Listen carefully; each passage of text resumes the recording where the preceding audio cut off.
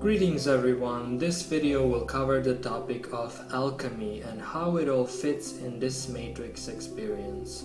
Alchemy is known to be a philosophical and proto-scientific tradition practiced throughout Europe, Africa and Asia. Alchemy has two aspects to it: external alchemy or exoteric and internal alchemy or esoteric. External alchemy is basically proto-chemistry. It exists as alchemy because alchemists of the past used different chemical processes to encrypt and describe what they were trying to accomplish within their souls, which is internal alchemy, the alchemy of the soul, and that's what alchemy really is all about.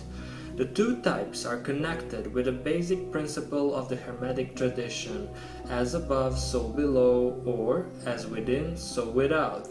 Today, when you mention the term alchemy to someone, they are likely to associate it to the creation of the Philosopher's Stone, base metals turning to gold, and the creation of the elixir of life. Nowadays, chemists would say that the importance of alchemy is the knowledge of chemistry that came through the obscure studies of various alchemists, and that alchemy itself is no different than magic, in other words, proven to be non-existent. What modern scientists are doing is they are observing tangible and measurable aspects of this matrix, and through those are trying to understand the bigger picture. It's like observing the different software of the computer for the purpose of understanding how the hardware looks like and functions. It can be done to a degree, but it's very difficult, slow and time-consuming. In this state, it's very hard for us to scientifically explain how this matrix functions, because we are limited in these avatars. Our processing power is limited. It's also seeking the answers to life questions externally, and all the answers are actually within us. Then again, in this matrix, even the external is within us. That's why when we become really determined to find answers to life questions, the external starts to assist us, because it's also part of us.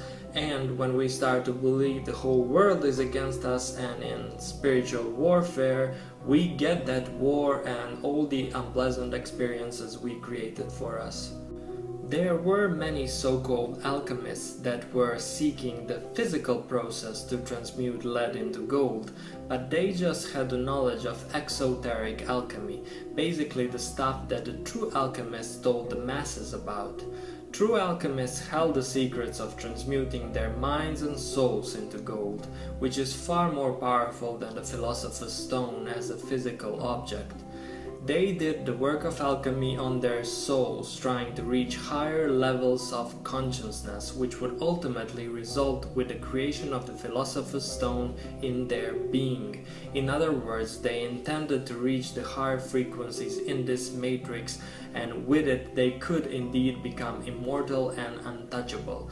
But back then that process took a lifetime to accomplish, a lifestyle of studying to attain secret knowledge, fasting, inner work. In other words, you really needed to prove yourself to escape this matrix or attain a certain degree of power within it. And few succeeded. Also, all the knowledge was held in the mystery schools and different secret societies, and the adept would have to pass many difficult tests to obtain a portion of that knowledge. Today is different. Source won the game, and the minimum you can do to acquire some real power in this game is to remove the animals from your diet. Frequencies in this game are levels of consciousness. You will notice the difference of each frequency level of consciousness when you start to cross them. It's an amazing feeling and experience, and each one is better than the other. Whatever you do with your body or mind is alchemy to a degree, even eating food. However, the operation of alchemy that would be beneficial for you to accomplish in this time, although not necessary, is the inner alchemy of merging your male and female energies in your body. You basically synchronize your left and right brain hemisphere and you unlock your soul cage. When you do that, you will lose the desire for sex and establish a powerful source-self connection. you will be whole and complete. Holy. Direct downloads of knowledge will become a possibility to you. It's because source is neutral and genderless, and once you align your body and soul with what source is, isn't it logical that by that you will establish a more powerful connection? We are now going to watch the basic processes of the inner alchemy and what it took before to reach the Philosopher's Stone. Calcination is the first of the following 7 major operations in the alchemy of transformation. Chemically, the calcination process involves heating a substance in a crucible or over an open flame until it is reduced to ashes. In the Arcanum experiment, calcination is represented by sulfuric acid, which the alchemist made from a naturally occurring substance called vitriol. Sulfuric acid is a powerful corrosive that eats away flesh and reacts with all metals except gold. Psychologically, this is the destruction of ego and our attachments to material possessions. Calcination is usually a natural humbling process as we are gradually assaulted and overcome by the trials and tribulations of life, though it can be a deliberate surrender of our inherent hubris gained through a variety of spiritual disciplines that ignite the fire of introspection and self-evaluation. Physiologically, the fire of calcination can be experienced as the metabolic discipline or aerobic activity that tunes the body, burning off excesses from overindulgence and producing a lean, mean fighting machine. Calcination begins in the base or lead chakra at the sacral cup of the base of the spine. In society, the calcination is expressed in the lives of revolutionaries, conquerors, and other warriors who try to overthrow the status quo.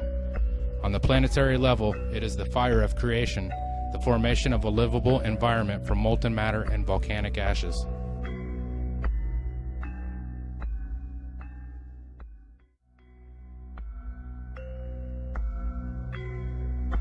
Dissolution is the second major operation in the alchemy of transformation. Chemically, it is the dissolving of the ashes from the calcination in water. In the Arcanum experiment, dissolution is represented by iron oxide or rust, which illustrates the potentially corrosive powers of water on even the hardest of metals. When processed, vitriol breaks down into sulfuric acid and iron oxide, which are the first 2 arcana or secret ingredients. The Egyptians smelted iron as far back as 1500 BCE and used iron compounds in tonics and disinfectants. Psychologically, this represents the further breaking down of the artificial structures of the psyche by total immersion in the unconscious, non-rational, feminine, or rejected parts of our minds. It is, for the most part, an unconscious process in which our conscious minds let go of control and allow the surfacing of buried material. It is the opening of the floodgates and generating new energies from the waters held back. Dissolution can be experienced as flow, the bliss of well-being, and actively engaged in creative acts without traditional prejudices, personal hang-ups, or established hierarchy getting in the way. In society, the process of steady growth through gradual dissolution is examined by agrarian, monastic, or agricultural-based lifestyles. On the planetary level, dissolution is the great flood, the cleansing of the earth of all that is inferior. Separation is the third operation of transformation in alchemy. Chemically, it is the isolation of the components of dissolution by filtration and then discarding any ungenuine or unworthy material. In the Arcanum experiment, separation is represented by the compound sodium carbonate, which separates out of water and appears as white soda ash on dry lake beds. The oldest known deposits are in Egypt. The alchemists sometimes refer to this compound as natron, which means the common tendency in all salts to form solid bodies or precipitates. Psychologically, this is the process of rediscovery of our essence and the reclaiming of dream and visionary gold previously rejected by the masculine, rational part of our minds. It is, for the most part, a conscious process in which we review formerly hidden material and decide what to discard and what to reintegrate into our refined personality. Much of this shadowy material is things we are ashamed of or were taught to hide away by our parents, churches, and schooling. Separation is the letting go of the self-inflicted restraints to our true nature so we can shine through. Physiologically, separation is the following and controlling the breath in the body as it works with the forces of spirit and soul to give birth to new energy and physical renewal. Separation begins in the navel or iron chakra, located at the level of the solar plexus. In society, separation is expressed as the establishment of clans, cities, and nationalities.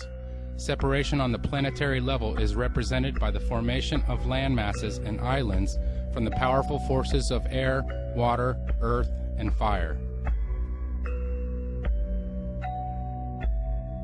Conjunction is the fourth of the 7 operations of alchemy. Chemically, it is the recombination of saved elements from separation into a new substance.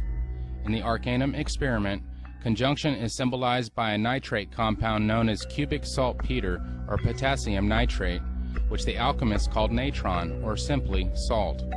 Blue-colored natron acid, or aqua fortis, was made by mixing potassium nitrate with sulfuric acid and was used to separate silver from gold.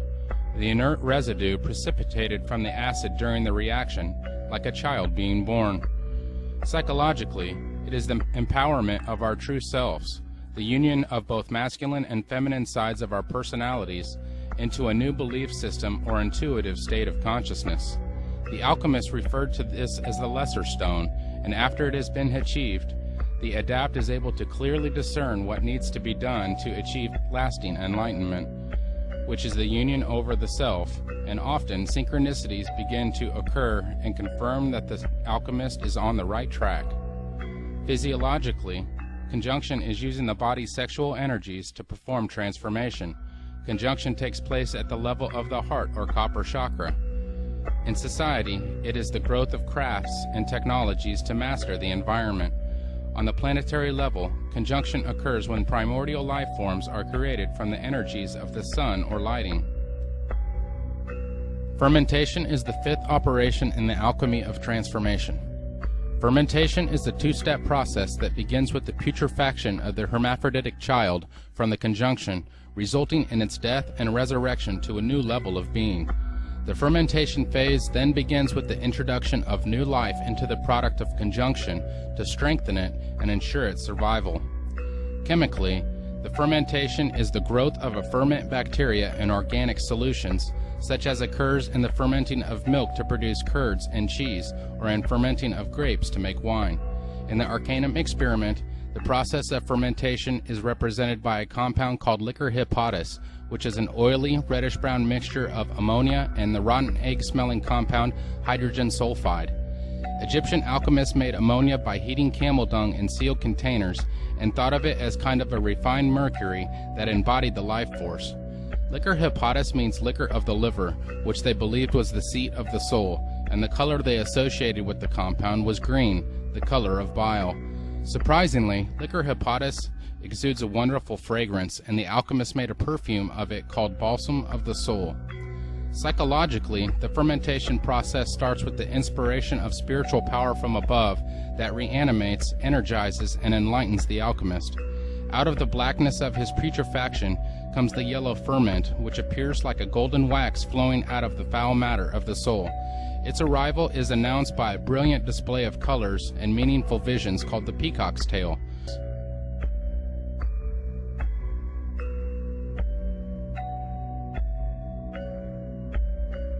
Distillation is the 6th major operation in the alchemy of transformation. Chemically, it is the boiling and condensation of the fermented solution to increase its purity, such as takes place in the distilling of wine to make brandy. In the Arcanum experiment, distillation is represented by a compound known as black pulvis solaris, which is made by mixing black antimony with purified sulfur. The two immediately clump together to make what the alchemists called a bezoar, a kind of sublimated solid that forms in the intestines and the brain.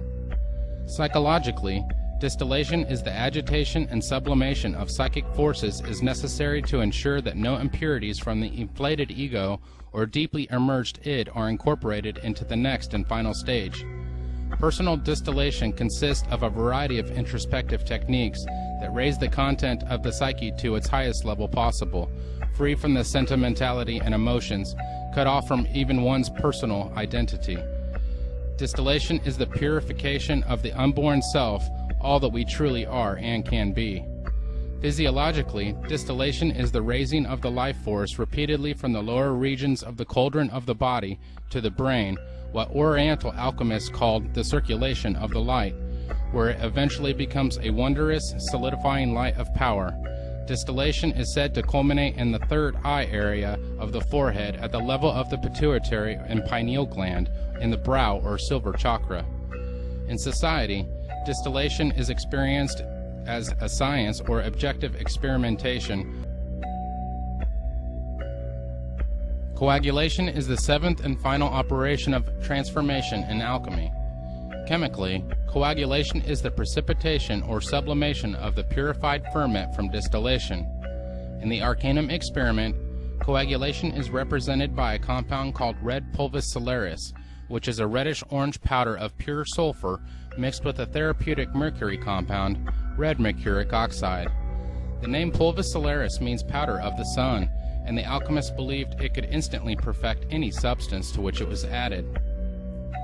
Psychologically, coagulation is first sensed as a new confidence that is beyond all things, though it may be experienced as a second body of golden coalesced light, a permanent vehicle of consciousness that embodies the highest aspirations and evolution of the mind. Coagulation incarnates and releases the ultimate materia of the soul, the astral body, which the alchemists also referred to as the greater or philosopher's stone. Using this magical stone, the alchemists believed that they could exist on all levels of reality. Physiologically, this stage is marked by the release of the elixir in the blood that rejuvenates the body into a perfect vessel of health. A brain ambrosia is said to be released through the interaction of light from the phallic-shaped pineal gland and matter from the vulva of the pituitary. This heavenly food, or viaticum, both nourishes and energizes the cells without any waste products being produced. These physiological and psychological processes create the second body, a body of solid light that emerges through the crown or gold chakra. In society, it is the living wisdom in which everybody exists on the same light of evolved consciousness and knowledge of truth. On a planetary level, coagulation is the return to the Garden of Eden, this time on a higher level in tune with the divine mind.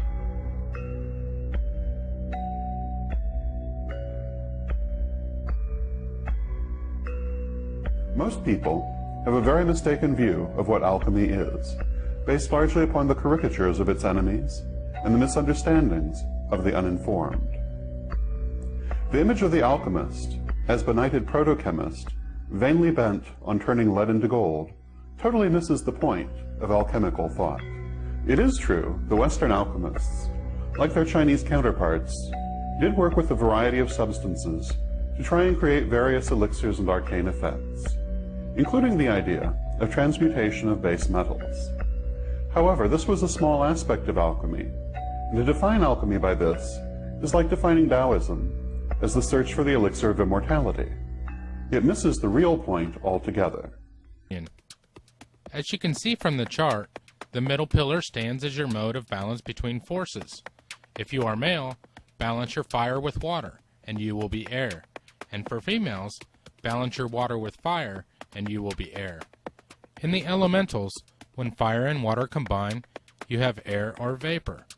Taking this path up the tree is the middle path. Not the left hand, not the right hand, but working in balance with the forces of nature and creation. All paths eventually lead to one destination.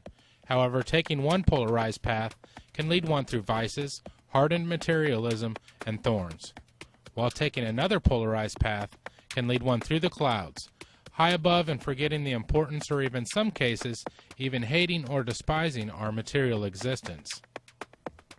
One who is watery in nature may have a difficult time with intellect, and one who is fiery in nature may have a difficult time with emotions. The middle path allows one to walk with their head in the clouds, with their feet planted firmly on the ground. This is a highly spiritual nature, with grounded understanding of the importance of who we are and why we are here. This is a perfected union of spirit, volatile, and matter, fixed, often depicted by the androgyne or hermaphrodite. Depictions of this is also seen in the Tarot, as the High Priestess, which corresponds to the hidden sphere of Thoth on the Tree of Life in Kabbalah. Notice she is holding the Torah in her hands. In esoteric philosophy, the one became two in a mystical act of expansion and expression, the law of opposites and dynamic tension of the created universe. Yet we also see countless observations of the importance of making the two into one, a return to the source and its nature of being in pure and unconditional love. All duality seeks union, conscious or not, and this was an original intention of separation itself. As energy begins to move back upwards, we see an amplitude increase in the active current begin to take place in our energy channels. With this current increasing in both strength and frequency, known aspects of biological science can now be observed. Let's take this opportunity to actually look at some science taking place, in hopes that we can gain a more rounded understanding of the process. Moving charges or currents produce magnetic fields. A constant current produces a constant magnetic field, while a changing current produces a changing field. We can go the other way and use a magnetic field to produce a changing current, as long as the magnetic field is changing. This is what induced EMF is all about. A steady changing magnetic field can induce a constant voltage, while an oscillating magnetic field can induce an oscillating voltage. We should keep in mind these two facts. An oscillating electric field generates an oscillating magnetic field. An oscillating magnetic field generates an oscillating electric field. These 2 points are the key to understanding electromagnetic waves. An electromagnetic wave, such as a radio wave, propagates outward from the source at the speed of light. This means in practice that the source has created oscillating electric and magnetic fields perpendicular to each other that travel away from the source. The E and B fields, along with being perpendicular to each other, are perpendicular to the direction that the wave travels, meaning that an electromagnetic wave is a transverse wave. The energy of the wave is stored in the electric and magnetic fields. As human beings, we have a polarized nervous system, known as the parasympathetic and the sympathetic. It is a closed-loop electrical system to carry signals to and from the brain, other organs, and glands. As we have just learned, an oscillating current creates oscillating magnetic waves, and a constant current creates constant magnetic waves. This electrical system is dipole. Like a magnet itself, the field maintains a similar shape to what we see with iron filing experiments, a torus-shaped electromagnetic field. Being grounded can therefore have an even more literal meaning, as attaching an energy channel's ground will complete the circuit, allowing for current and frequency of the wave to take shape.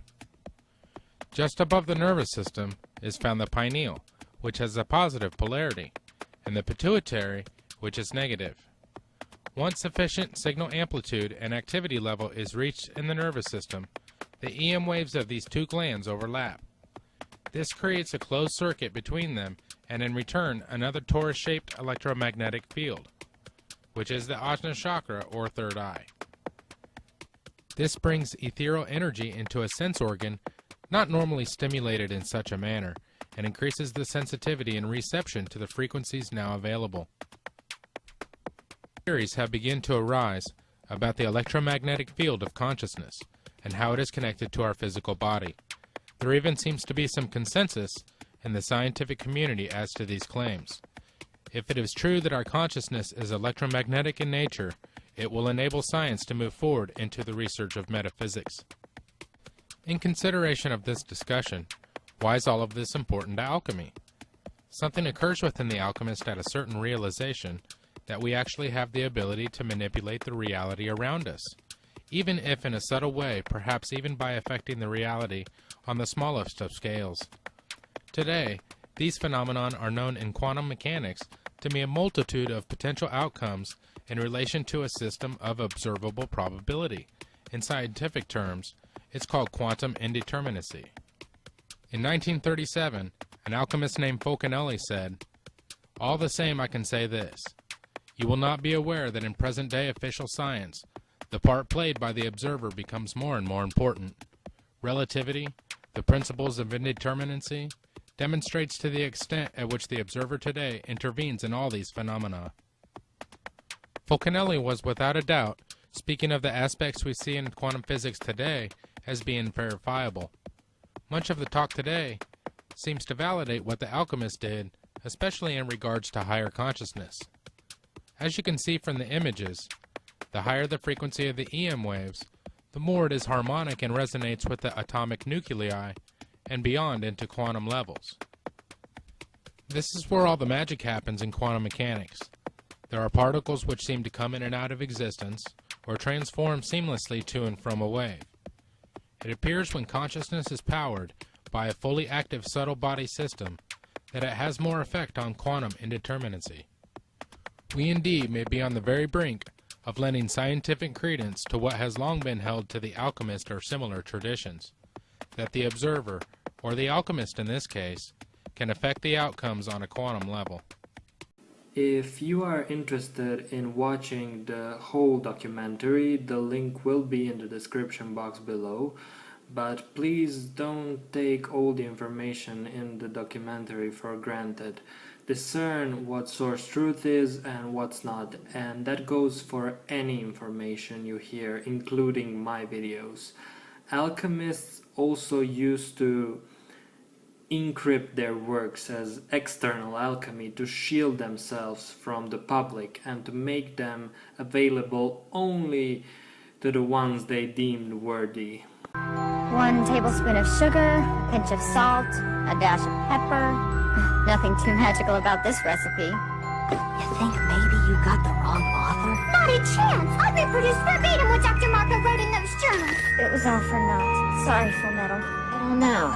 So, Sheska, you're positive every word's precisely as it was in Dr. Marco's version? Oh, yes, sir. No doubt about it. Sheska, you really are an amazing... So these are Marco's notes. On the surface, they appear to be an ordinary cookbook. You really think the secret to the stone is in here? It does make sense. Marco didn't want just anyone to read it, so he wrote it in code. As for the cookbook disguise, you know what they say? Alchemy was born in the kitchen. So now all we have to do is crack the secret language of his. No sweat. It was and still is like that with all religions, spiritual paths, and even science. There is the exoteric aspect, the one for the public, for the masses, and the true esoteric aspect for the initiates or the enlightened ones to understand. This knowledge was and is given in portions in different Masonic lodges, but it was never given as the whole thing, and even for parts of it, the initiate would pay a great price for it. The basic part of it was always accessible to source players, but today it really is easy to find it without having to deal with Freemasons and mystery schools or to decipher coded texts and images. Today that work is nothing in comparison to what it took. We live in a time of increased knowledge, just as it was predicted in the Bible, and the Bible is also written with an esoteric and exoteric message, plus giving portions of the world stage script events. Knowledge is available, and because it's so, we take much knowledge for granted. We don't appreciate it or how easy the game can be in this time with all the knowledge and technology we have. We are in a so-called end times, but because of that we are given maximal assistance to do the things that will benefit us. A basic example, you are given the knowledge of the liver flush procedure. If you have been eating meat, you have liver stones 100%. I'm 22 years old and I had a ton of stones in me and still do after 5 flushes. I was shocked. These stones hinder your frequency. They are also part of the alchemy/chemistry processes of your body. And so that knowledge reached you. Now you choose whether you will do something about it or do nothing, and you reap the consequences of those choices that you made in the past, whatever they may be. So to those who think maybe that the game is unfair and that perhaps they didn't know the things they needed to know, if you are going to blame anyone, blame yourself, because the knowledge is out there and you are not seeking it or acting upon it. You may be preoccupied with your life script or stuck in the lower frequencies where you got again by the choices, but only this moment is important. Make good choices now. If you're listening to this, some knowledge has reached you. You either reject it or accept it and act upon it. Because if it's useless knowledge, you would have been better off without it. But if you recognize it as beneficial, don't let fear stop you from taking actions. To me, that would just be really sad. Knowledge is so important in this game. Gnosis means direct experience knowing. The stuff I'm talking about here is the gnosis of life. Universal truths found in all religions and spiritual paths, like alchemy is.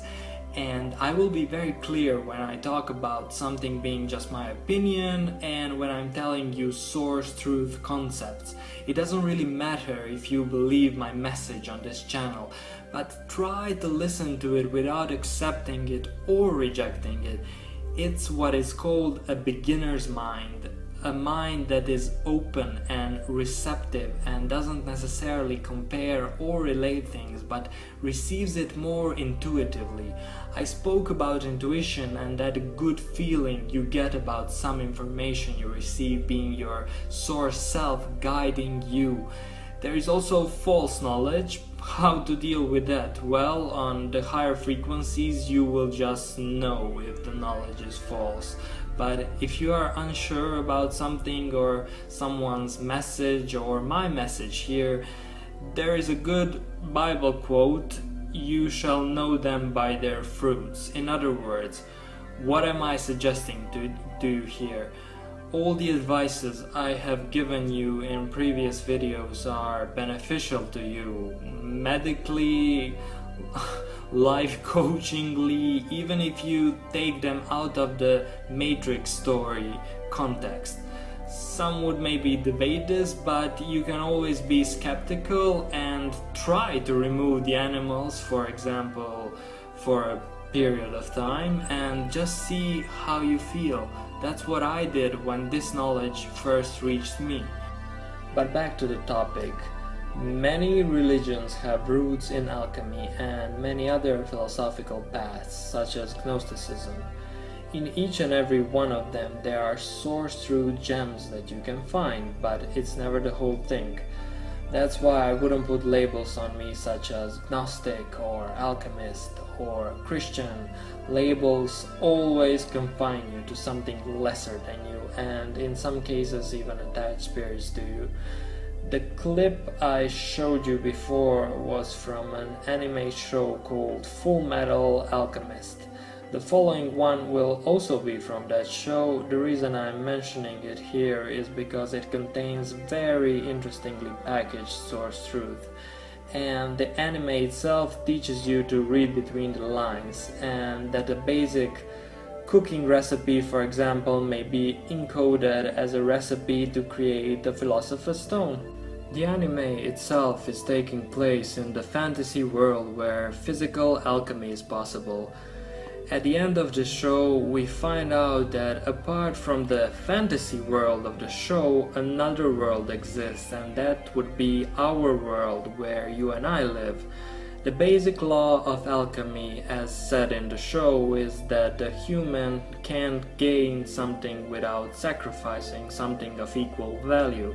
So at the end of the anime, the main character finds out that all alchemical power they have is actually derived from the pain and suffering energy that is generated in our world, where alchemy doesn't exist as such. Ring a bell? This is incredible! Why have I never heard of these flying machines? It seems in this world, scientific discovery developed along a different track. Physics and advanced machinery instead of alchemy. Came as quite a shock to me too when I arrived. In this world? I thought you realized. You see, this is the other side of the gate.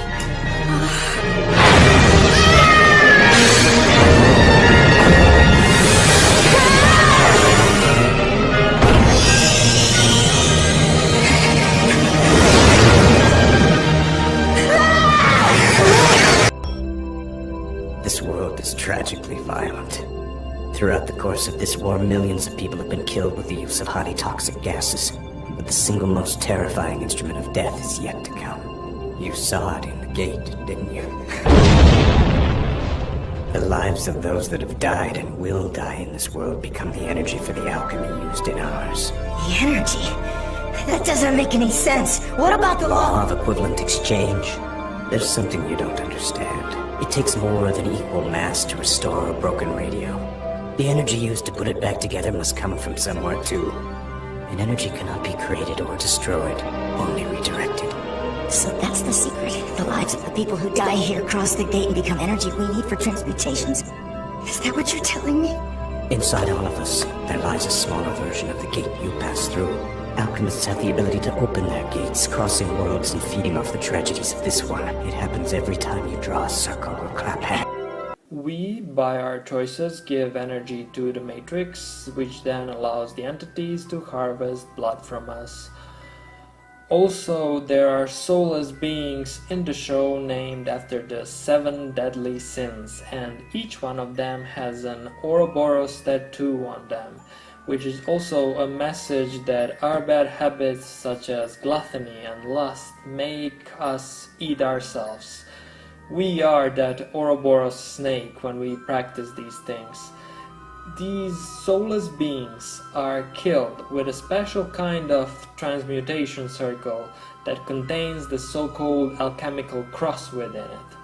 This symbol represents crucifying and overcoming the flesh, or the serpent, or the dragon.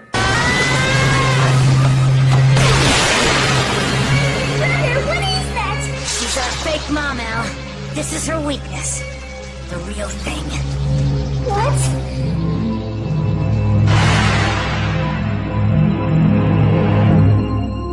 You dug up her grave without even telling me?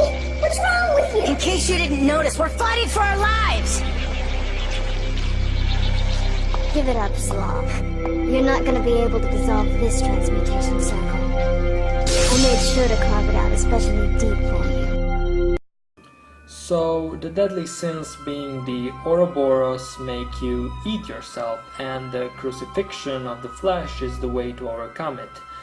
This symbol, the alchemical cross, is also present in the Bible, the story where Moses puts a snake on a pole and everyone who was bit by that snake was cured of poison. This means when you crucify or slay your dragon will start to work for you and not against you. That's why the inner alchemy of merging your male and female energies is important. You won't be plagued by the sex drive, and you will not lose any more energy that way if you accomplish this process. That powerful energy will then be redirected into your manifestation abilities. You will still be able to have sex, but you won't be controlled by that drive as it was before. I am putting examples such as this cartoon because I know this information to be true, but you maybe just believe it. And I'm trying to show you that other influential people also know part of this knowledge. Also, in the anime, a philosopher's stone is made by sacrificing human souls, how convenient, and dissolving them into energy. That's exactly what was previously the fate of our souls if we failed in this matrix. They would be dissolved and become a permanent part of the matrix. Luckily, that's not the case anymore because one is all and all is one and one won. So I probably shared a great deal of my acquired knowledge here by now, so it may trigger that what you already know inside you, and to make the information more available and accessible. If you want a more detailed version, go to Miss Judy's channel called Quartz Crystal, but it's not necessary for you to be watching YouTube videos forever to know what to do. You see, if you remove the animals and perform inner alchemy, you won't need to watch YouTube videos. You'll have a direct link to your source self. But sometimes we like to watch videos and absorb knowledge that way because it's easier than doing the things that make you grow, and trust me, nothing that makes you grow is comfortable. But once you overcome your dragons, you can ride them. This is all very serious, but at the same time it's a game, so try to enjoy while it lasts. My best wishes to you all.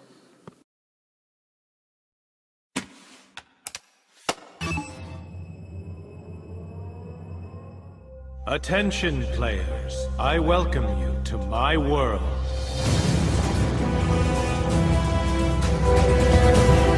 My name is Akihiko Kayaba. The reason I created Sword Art Online was to control the fate of a world of my design. You cannot log yourselves out of SAO, and no one from the outside will be able to shut down or remove the nerve gear from your head. There is no longer any way to revive someone within the game. If your HP drops to 0, your avatar will be deleted from the system forever, and the nerve gear will simultaneously destroy your brain. There's only one way for a player to escape now. You must clear the game. Players, I wish you the best of luck.